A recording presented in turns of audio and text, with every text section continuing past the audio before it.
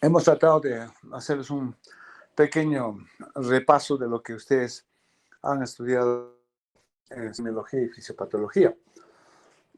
Entonces, esto nos permitió o nos va a permitir ubicarnos en este contexto de las glomerulopatías, ¿no? Entonces, habíamos mencionado de que uno de los mecanismos más importantes en las glomerulopatías es justamente, ¿no?, el mecanismo inmunológico.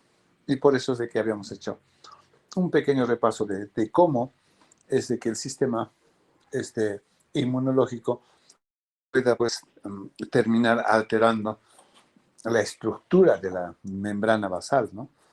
Y por consiguiente, la pérdida a través de esa lesión que se produce de la membrana basal es que se producía, pues, la pérdida de los diferentes elementos, tanto formes como elementos como proteínas, bueno, en fin, y todas las sustancias químicas, tanto orgánicas como inorgánicas, ¿no? Pero tal vez los dos elementos más importantes representativos de las pérdidas a través de este glomérulo dañado es justamente las proteínas y los elementos formes como las hematíes, ¿no?, la hematuria. Y esto desencadena, pues, cada uno por su camino a síndrome nefrótico, la proteinuria, cuando es mucho más severo, y cuando la hematuria se va a desencadenar otro síndrome que se llama síndrome nefrítico. Habíamos mencionado entonces que las glomerulopatías, ¿no?, justamente se manifestaban, pues, o produciendo pérdida de hematíes o hematuria, pérdida de proteínas, o en su defecto, cuando estas son severas, ¿no?, ya llevan al camino del síndrome nefrótico. Y muchas veces estas glomerulopatías, ¿no?, se van a manifestar, ¿no?, por un síndrome mixto, ¿no?, o sea, nefrótico-nefrítico, fíjense, ¿no? Entonces, eso, hasta ahí yo creo que está de alguna forma dado los conceptos básicos. Y ahora sí vamos a desarrollar cada uno de estos, las glomerulopatías, ¿no? Habíamos mencionado que existen fundamentalmente 6 tipos de glomerulopatías, ¿no? Esto desde el punto de vista anatomopatológico. El primero es la glomerulopatía con cambios mínimos, ¿no? Así se llama. El segundo es la glomerulonefritis. Bueno, vamos a ver un poquito.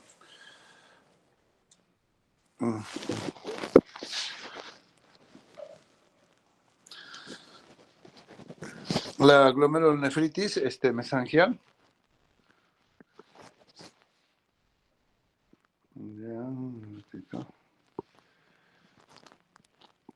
Luego el tercero, la glomerulosclerosis focal y segmentaria. La cuarta es la glomerulopatía membranosa. La quinta es la glomerulonefritis membrano-proliferativa. Y la sexta es la glomerulonefritis, ¿no?, rápidamente progresiva, ¿no? Entonces vamos a desarrollar estos 6 tipos de glomerulopatías clasificados, nuevamente repito, desde el punto de vista anatomopatológico. ¿Pueden ver? Vamos con la primera.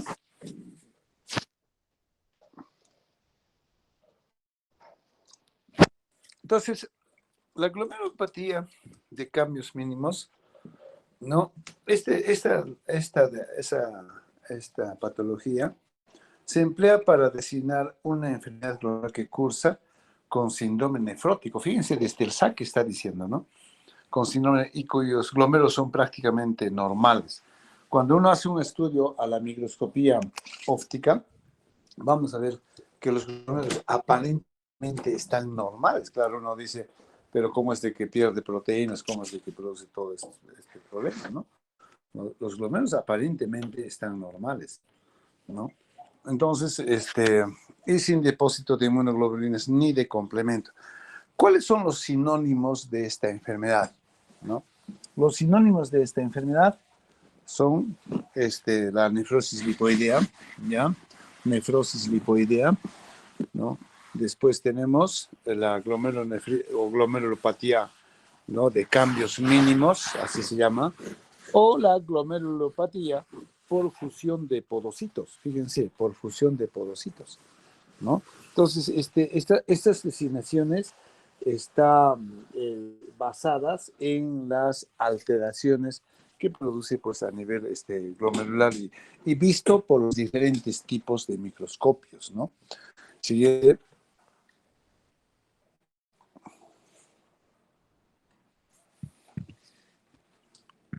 Siguiente. No sé si me están escuchando. Hola, ¿me escuchan? Sí, doctor, sí se le escucha. Ya.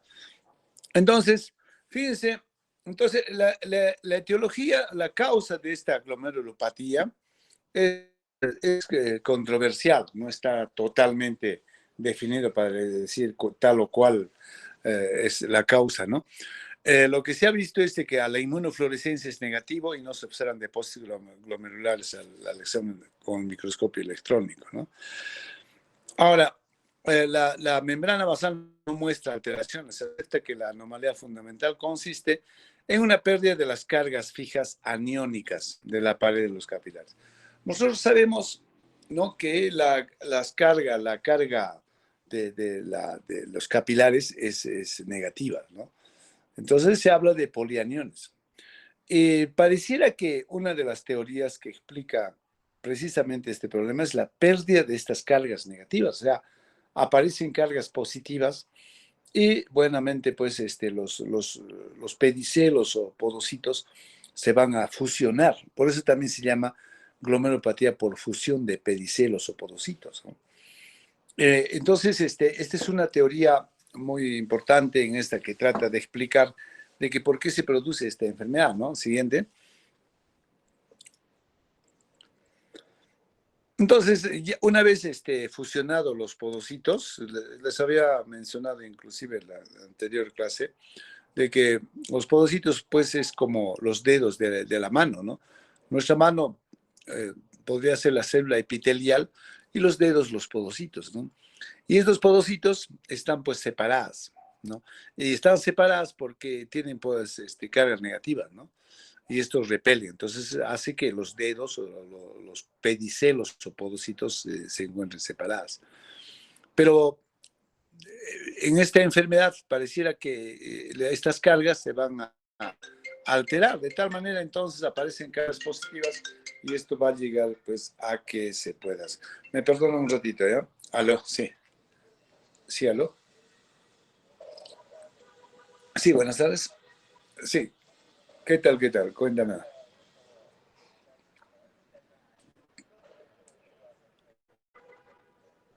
Sí, más tarde voy a atender pues en la clínica. Ya sabes dónde es la clínica, pues. Ajá. No, ahorita yo estoy trabajando, no voy a poder. Tardecito, estoy dictando clases.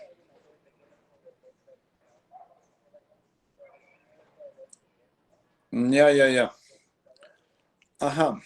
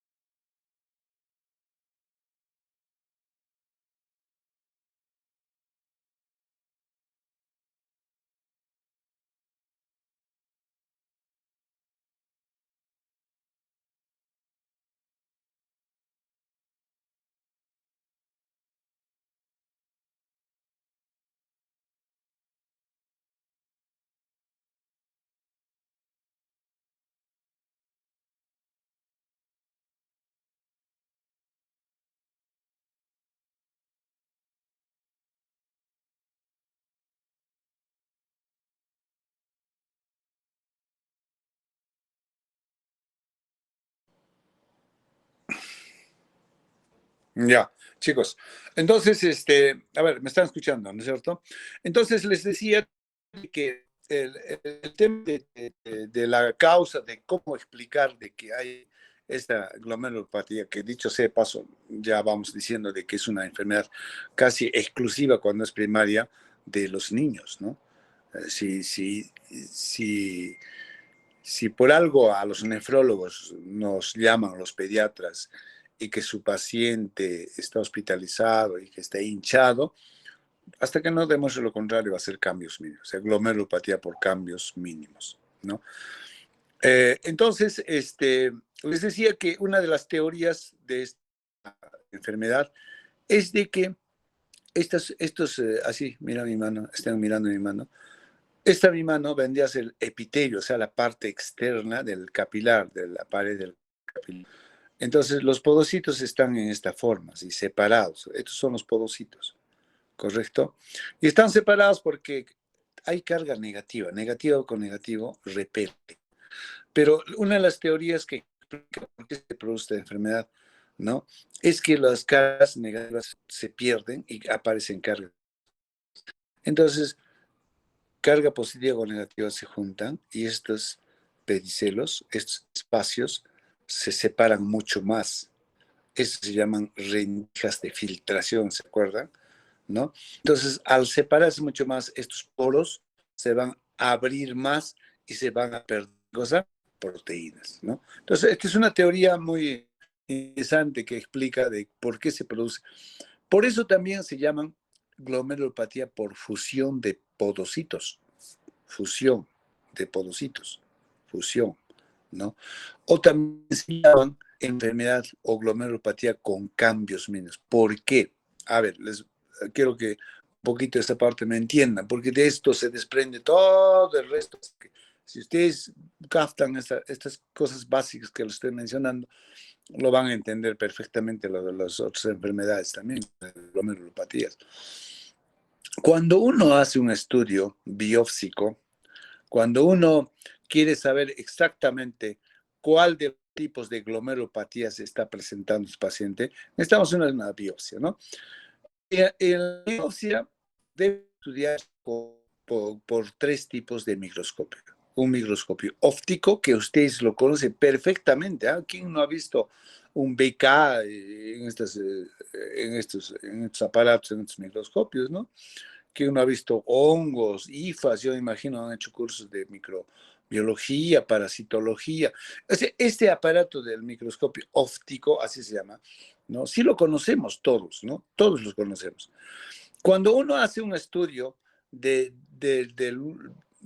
una biopsia renal y se pregunta, ¿qué cosas estoy encontrando en esta enfermedad? No voy a encontrar casi nada, ¿no? O sea, ni cambios así, digamos, un poco groseras, nada. Entonces, pareciera que no hay cambios. O si es que hay, los hay mínimamente. Y cuando digo mínimo se refiere a que la membrana basal podría tal vez engrosarse un poquito o puede haber proliferación, pero en general, ¿no? ¿Cómo se llama? Los cambios son mínimos. Por eso se llama glomerulopatía con cambios mínimos. ¿Por qué se llama? A ver si regresas a la primera diapositiva. ¿Por qué se llama glomerulopatía o nefrosis lipoidea? Mira, fíjense, acá abajo dice sinónimos, ¿no? O sea, así se llaman también. ¿Por qué se llama nefrosis lipoidea? Porque lo que se ha encontrado en las células de los túbulos de estos pacientes, como pierden gran cantidad de proteínas y como también a consecuencia de eso producen colesterol, triglicéridos altos, entonces estas grasas se pierden a través también de los glomérulos. Y entonces las células de los túbulos se van a cargar de grasa. Entonces que cuando al inicio pues se preguntaba decir, ¿por qué se produce esta enfermedad? Decían de que no, lo que pasa es que las células de los túbulos se llenan de grasa, entonces se llama nefrosis lipoidea. Ese es un nombre que ya se quedó así tradicionalmente. Pero estamos explicando que estas se llaman también cambios mínimos. ¿Por qué? Porque al microscopio óptico prácticamente no hay, digamos, anomalías histológicas groseras, ¿no? ¿Y por qué se llaman glomerulopatías por fusión de podocitos? Justamente por los que les decía, de que una de las teorías que explica es que hay fusión de estos podocitos. Estos son los podocitos de esta célula que vendría a ser la parte externa de del capilar. Ya, entonces siguiente, a ver, regresa. Bueno, mi perro va a hacer bully ahorita, así que no se sorprenda, ¿ya? Entonces, siguiente, estábamos diciendo entonces de que las cargas negativas se van a alterar y por ahí. La otra teoría que explica esta enfermedad es de que esta podría ser producida por un proceso inmunológico de tipo celular, ¿ya?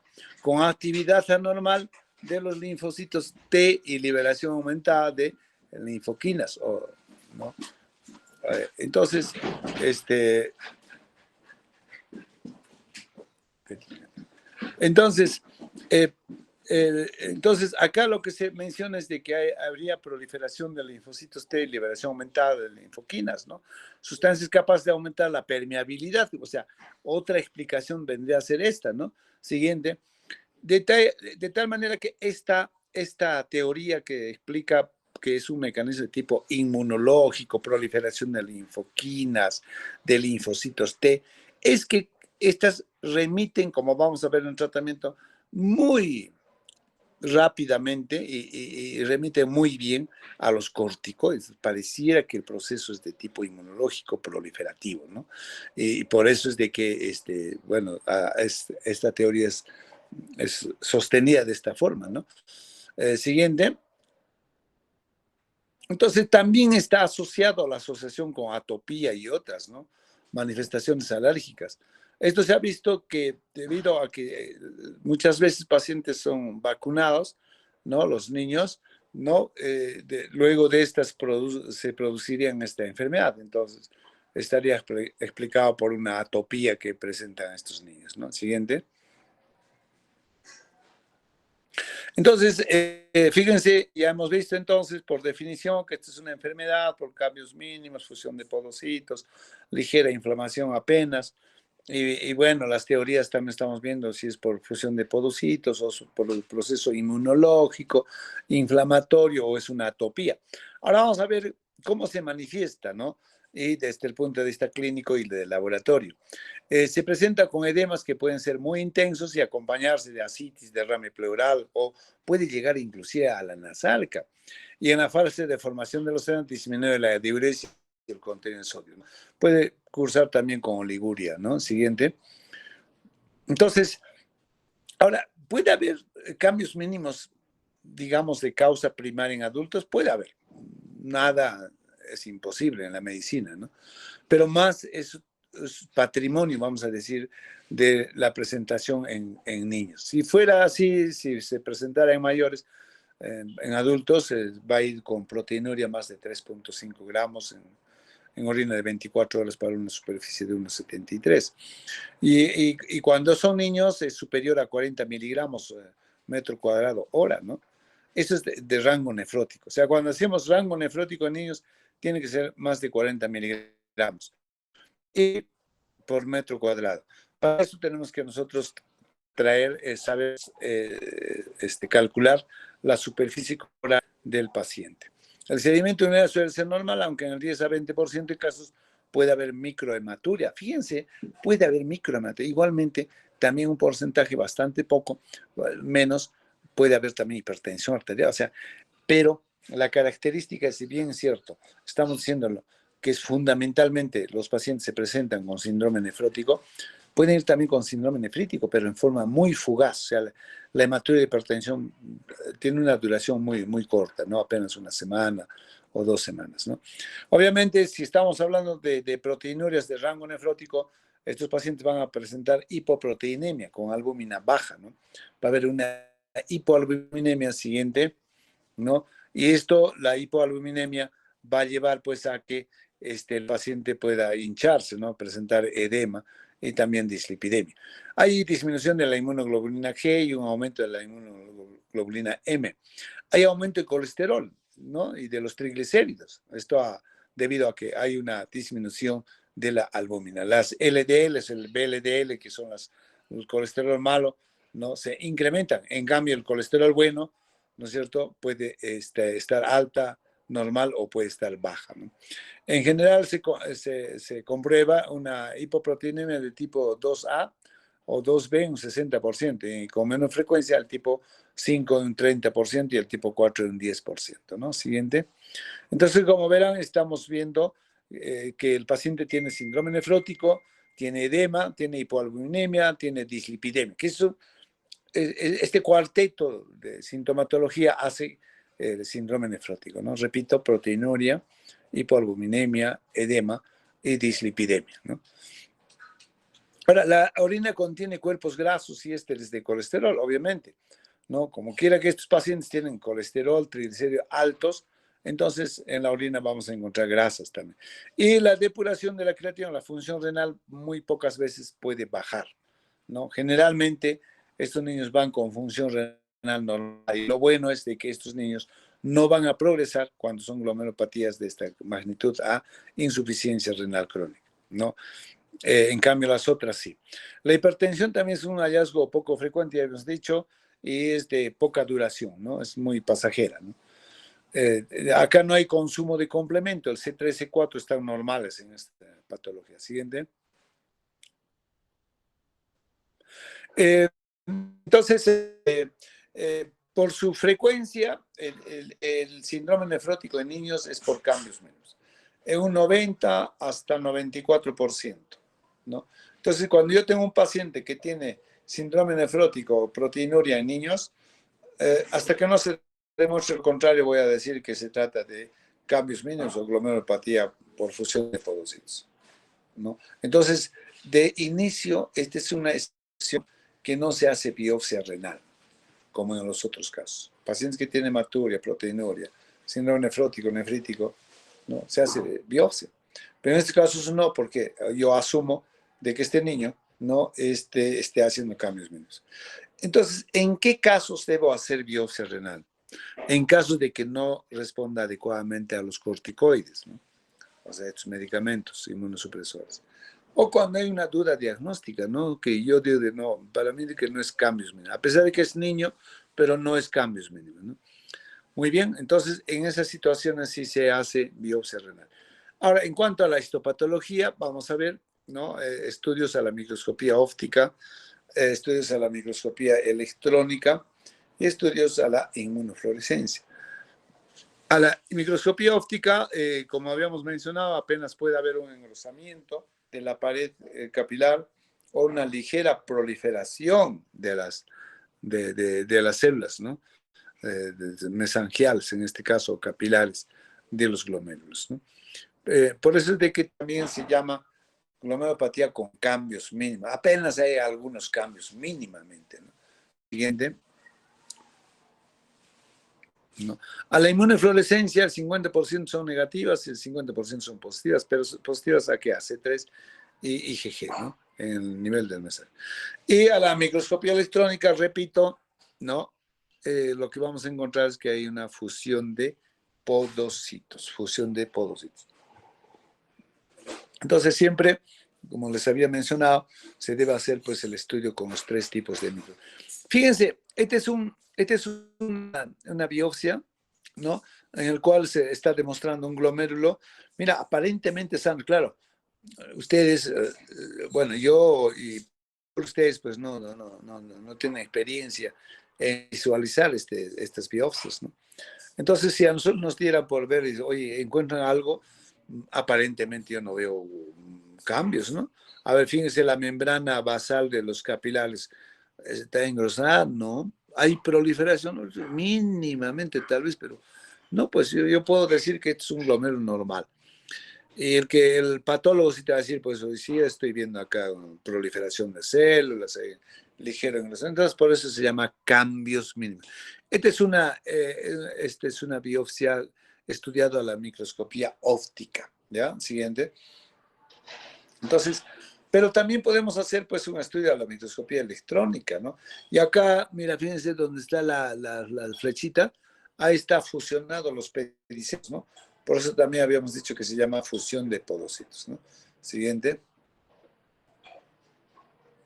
En cuanto al tratamiento de esta enfermedad, bueno, el paciente está en reposo, hay que evitar contacto con personas infectadas porque son pacientes que están inmunosuprimidos, ¿no? Entonces, hay que evitar. En cuanto a la dieta, hay que dar el volumen disminuido dependiendo de cuánto estás reteniendo, ¿no? Si hay edema, si tengan azar, etcétera, ¿no? Entonces, podemos dar el volumen de acuerdo al índice calórico, ¿no? El índice calórico indica que hay que dar volumen de acuerdo al peso del paciente. Por los 10 primeros kilos de peso se da 100 mililitros por kilo. Por los siguientes 10, 50 mililitros y por los siguientes 10, 20 mililitros. Este es el requerimiento normal de acuerdo al índice calórico, ¿ya? Si tienes un paciente de 22 kilos de edad, un niño, por los 10 primeros le tendrías que dar 100. Por 10 kilos sería 1000. Por los siguientes 10 kilos, 50. 50, o sea, 500 en 10 kilos. Y como pesa 22 kilos, por 2 kilos a 20 mililitros son 40. 1540 le correspondería de agua a este niño. Si yo quiero darle o administrarle líquidos de acuerdo al índice calórico, ¿no? Entonces, lo que acá nos está diciendo es de que estos niños, como están reteniendo agua, están sobrehidratados, hay que darle el 50% de su requerimiento de su volumen si no fuera renal.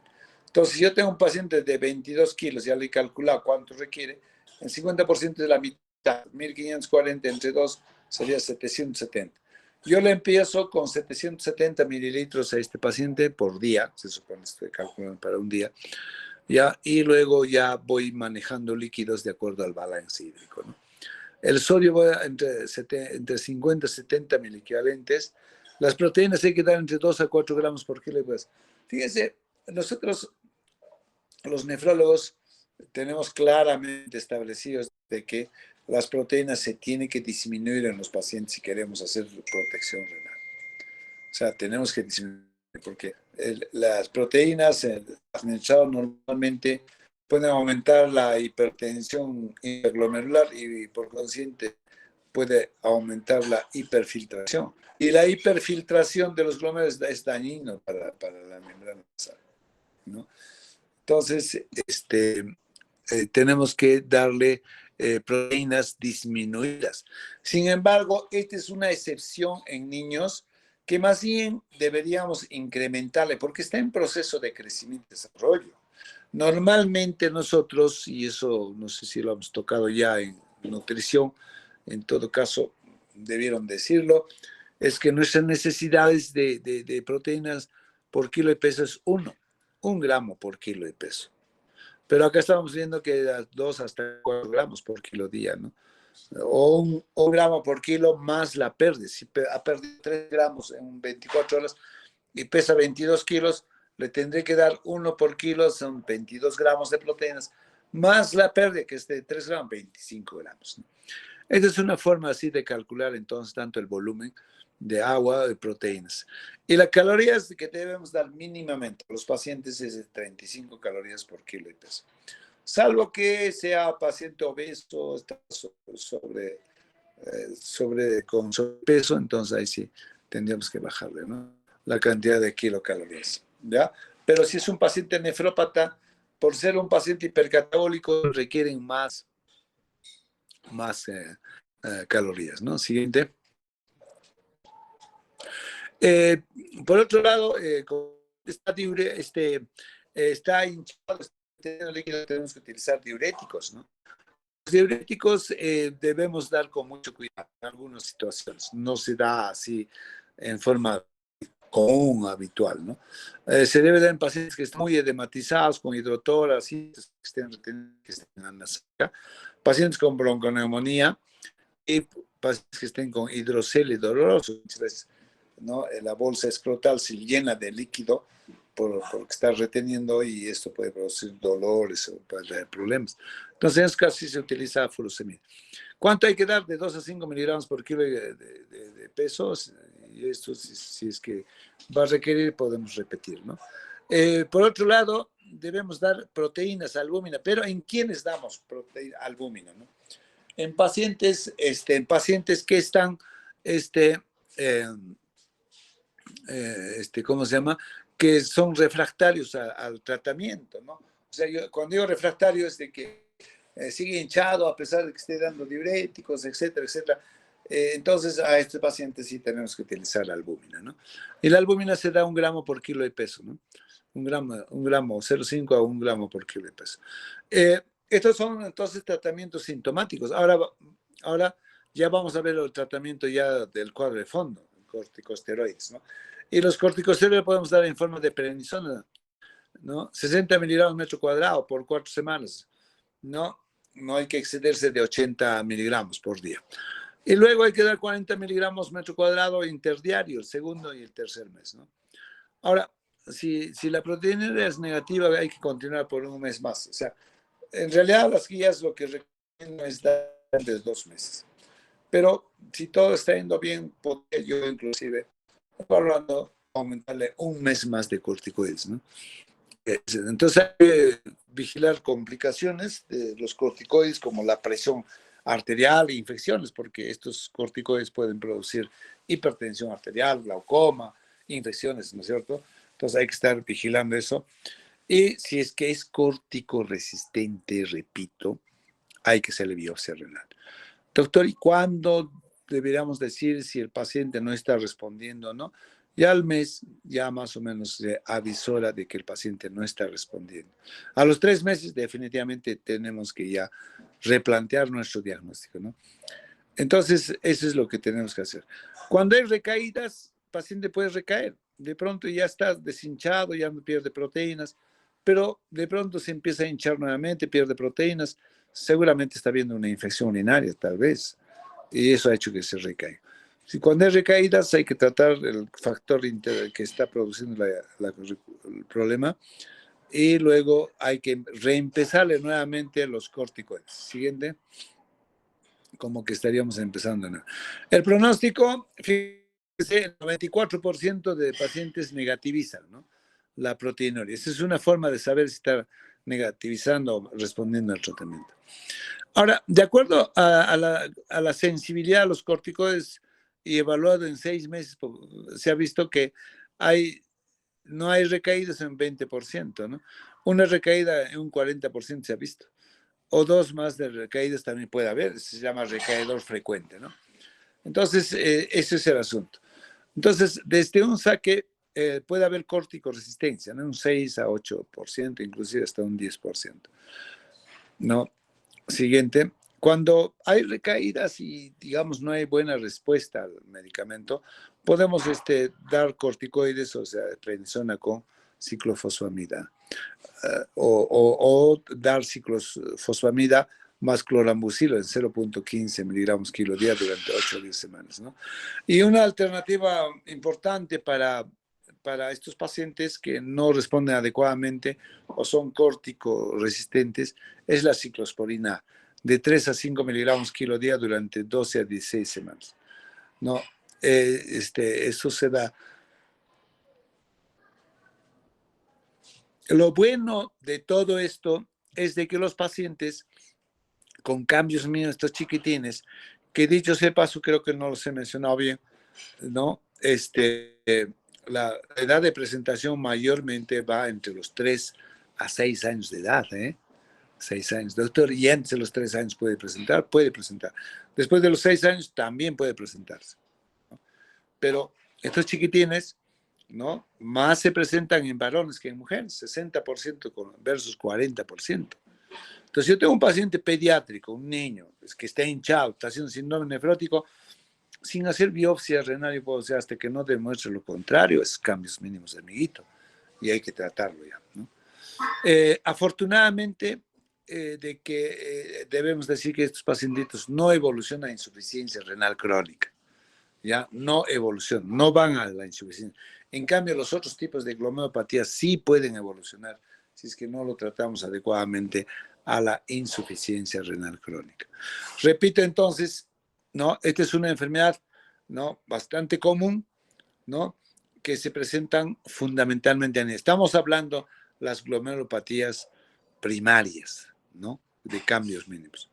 Porque las glomerulopatías de cambios mínimos secundarios Sí, pues se presentan en adultos. Por ejemplo, los linfomas de Hodgkin o Hodgkin pueden hacer una glomerulopatía, pero estos ya son secundarios.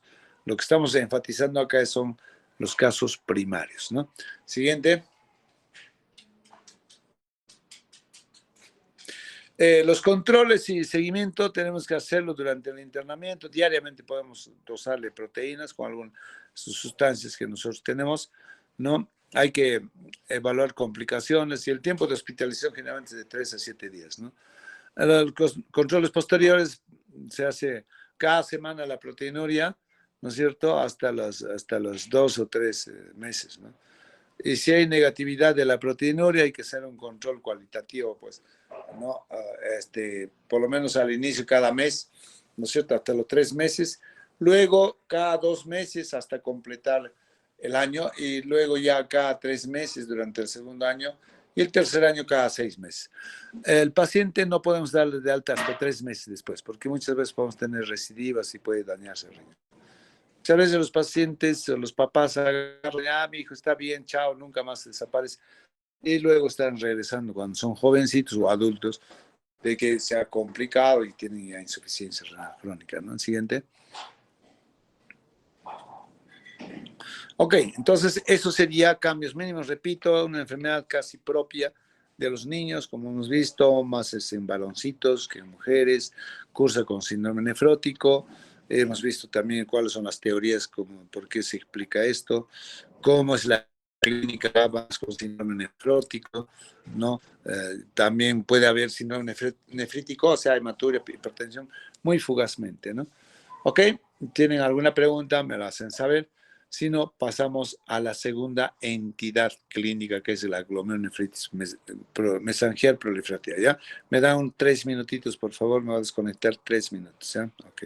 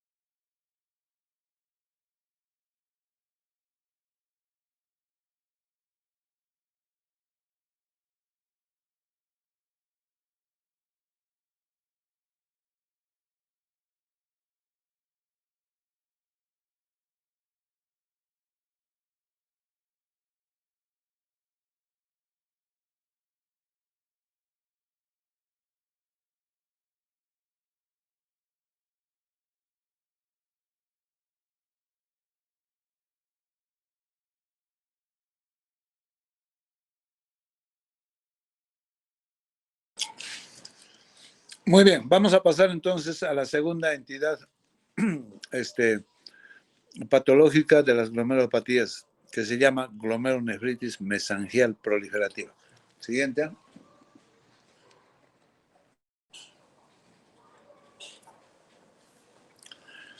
Esta enfermedad también se conoce con el nombre de nefropatía por IgM, por depósito de IgM.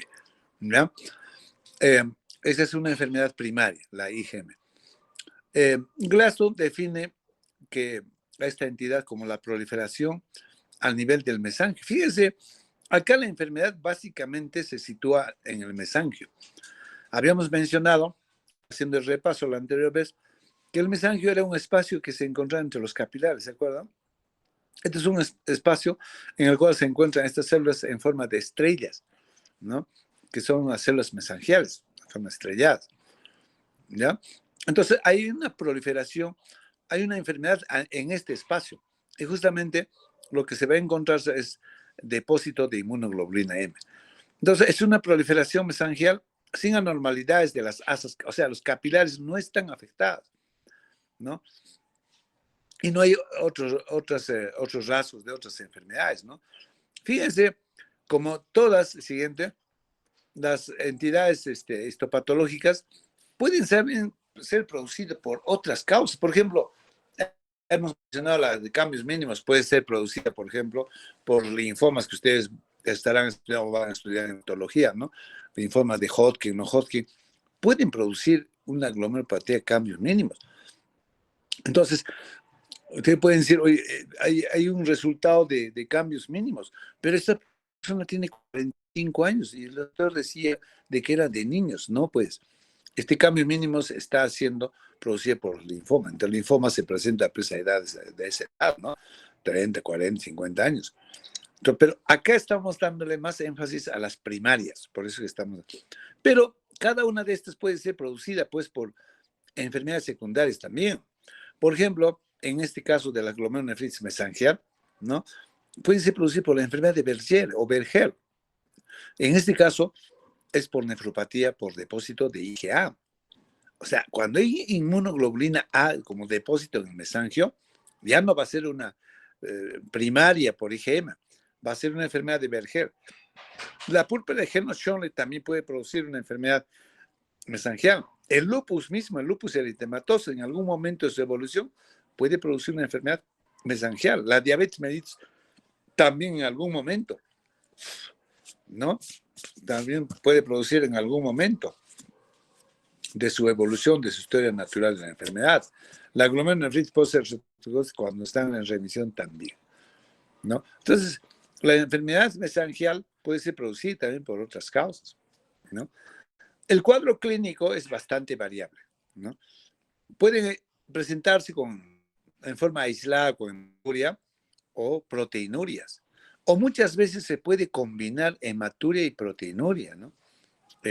En otros casos, esta glomerulonefritis mesangial puede ser semejante a la de cambios mínimos, o sea, es decir, que va a ir con síndrome nefrótico, como hemos visto, ¿no? Y los complementos séricos están normales. Acá no hay consumo de complementos. Una característica fundamental de esta enfermedad es que van con proteinurias hematurias, pero leves, asintomáticas. Ese es el llamado síndrome de hematuria y proteinuria asintomático. O sea, no hay edema, el paciente no está hipertenso, nada, ¿no? Ok, listo, siguiente. Ahora, cuando nosotros hacemos un estudio de la microscopía con inmunofluorescencia, ¿qué vamos a encontrar? Depósito de IgM en áreas de mesangio, ¿no? Puede haber también depósito de IgG, A, C3, pero fundamentalmente IgM. Pero cuando hay depósito predominante de IgA, ¿cómo hemos dicho que se llama? La enfermedad de Berger o Berger, ¿ya? A la microscopía electrónica hay depósitos granulares finos en el mesangio, no en la pared capilar. Los pedicelos pueden estar dilatados y borrados, ¿no? Siguiente. Entonces, en cuanto al tratamiento de esta enfermedad, bueno, en realidad las experiencias son mínimas, pero bueno, lo que se suele utilizar es la prednisona, igual que en cambios mínimos, y si se acompaña de proteínas masivas, se puede combinar inclusive, además de la prednisona, con ciclosporina. La prednisona, hoy por hoy, se utiliza 0,5 miligramos por kilo de peso, ¿no? Les digo hoy por hoy porque inicialmente era 1 miligramo por kilo de peso, ¿no? Y esto, si no hay respuesta adecuada, podríamos combinar con la ciclosporina a 3 miligramos por kilo día, ¿no? 3 miligramos por kilo día. Entonces, no se olviden, la glomerulonefritis de tipo mesangial, la primaria se llama, también por depósito de IgM, ¿no? Puede ser producida por enfermedades secundarias, sí, Henoch-Schönlein, la enfermedad de Berger, la diabetes mismo, el lupus, no sé, ¿no?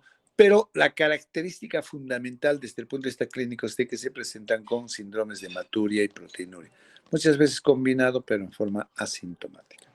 Siguiente. Vamos a ver ahora lo que es la glomerulosclerosis focal y segmental. Vamos unos minutos más porque tengo que ir a marcar mi salida. Dice, ¿no? Esta enfermedad, fíjense, desde el saque, fíjense qué cosa está diciendo